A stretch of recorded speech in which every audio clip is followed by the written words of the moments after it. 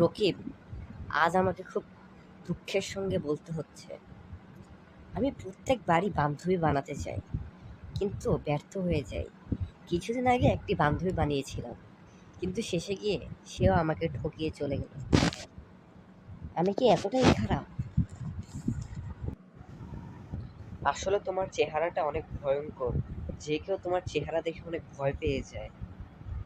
মেয়েটি মনে হয় ভুলবশত তোমাকে ভালোবেসেছিল, পরে সে বুঝতে পারে না তোমাকে ভালোবাসা যাবে না, চলে যায়।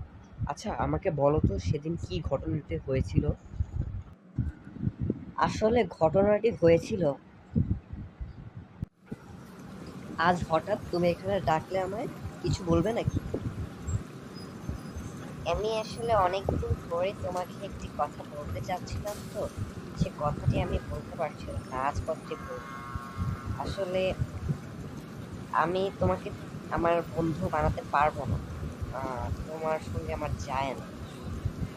তুমি কই আর আমি কই, আসলে এজন্যই তোমাকে আজকে এখানে ডেকেছিলাম। তো কষ্ট পাওয়ার কিছু নেই,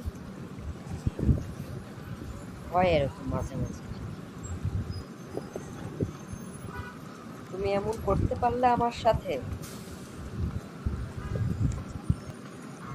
না রাজবীর, তুমি আসলে আমার সঙ্গে বললাম না, তুমি আসলে আমাকে বললাম না, তুমি আমার সঙ্গে মানে কেমন জানি, আসলে এটা উচিত হবে না। আমার ফ্যামিলিও তোমার সঙ্গে আমাকে দেখলে অনেক খারাপ চিন্তা করবে, তাই আর কি। এটা আবার নতুন কি? তোমার সঙ্গে এমন হবে এটাই স্বাভাবিক।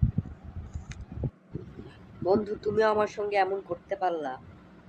আমার জীবনটা আসলেই অনেক কষ্টের। বিপদের সময় কাছের মানুষও আমার কাছে আসে না। এই কষ্ট নিয়ে আমি যাবো কোথায়?